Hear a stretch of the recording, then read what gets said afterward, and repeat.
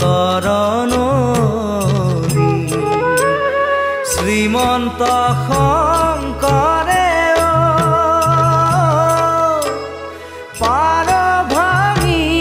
দিলে শ্ৰীমন্ত শংকৰে পাৰ ভাঙি দিলে বহে ব্ৰহ্মাণ্ড কভেৰি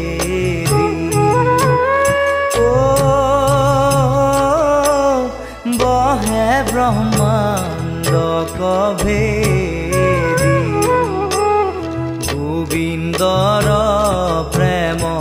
অমৃতৰ নদী বহে বৈকুণ্ঠৰ পৰা চাৰি পুৰুষাৰ্থ